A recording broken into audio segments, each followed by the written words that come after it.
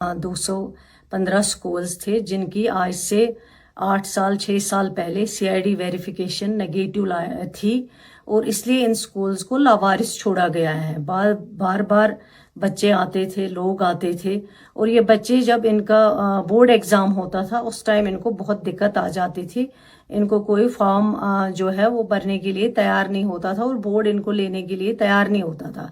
Education department ने फिर एक फैसला किया था कि इनके लिए जो है नियरेस्ट प्रिंसिपल जो है वो फिलहाल लुक आफ्टर करेगा इन स्कूल्स का, जिन में 51,000 कुछ बच्चे जो हैं इन स्कूल्स के अंदर पढ़ रहे हैं। बच्चे भी वही रहेंगे, टीचर्स भी वही रहेंगे और स्ट्रक्चर भी वही रहेगा। सिर्फ नियरेस्ट प्रिंसिपल इसको लुक आफ्टर करेगा तब तक जो इनकी मैनेजमेंट कमेटी बनी थी वो इस सरकार से पहले एक्सपायर हो चुकी थी वो मैनेजमेंट कमेटी। लेकिन हमने सोचा जब तक मैनेजमेंट कमेटी बनेगी, उसकी CID वेरिफिकेशन आएगी, तब तक नियरेस्ट प्रिंसिपल्स इन स्कूल्स को लुक आफ्टर करेंगे, वो देखेंगे तब तक, ताकि बच्चों का जो फ्यूचर है उसकी सेफ गार्ड के लिए ये कदम उठाया गया था। ये हमारा प्रपोजल था। लेकिन जब ऑर्डर आया, ऑर्डर में कुछ और डाला गया कि DCs मैनेजमेंट कमेटी बनाएंगे और भी कुछ चीज़ें आई हैं जो हमारा प्रपोजल नहीं है।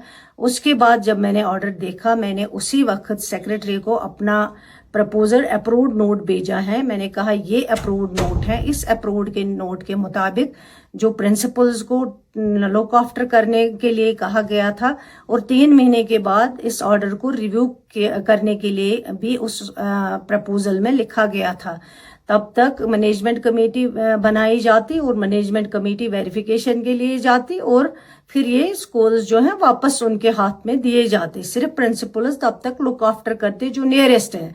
लेकिन ऑर्डर में जो DCs कुछ और चीज़ें मेंशन की गई, लुक आफ्टर, वो हमारा टेक ओवर वो एजुकेशन डिपार्टमेंट का एज मिनिस्टर मैं कहती हूँ सकीना ईतो का प्रपोजल नहीं है। मैंने जो अपना अप्रूव्ड प्रपोजल है वो मैंने उसी वक्त सेक्रेटरी एजुकेशन को भेजा है। मैंने कहा ऑर्डर इसके मुताबिक आना चाहिए, लेकिन ऑर्डर इसके मुताबिक नहीं आया हुआ है।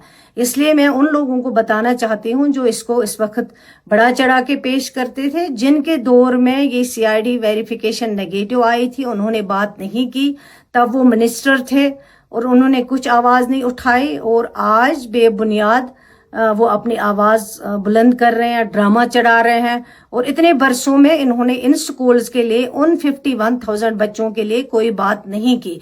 मैं उनको शेम कहना चाहती हूँ जिन्होंने कहा है कि सरकार के लिए शेम है। ये उनके लिए शेम है जिनकी वजह से आज ये हालात हमें देखने पड़ रहे हैं। शुक्रिया।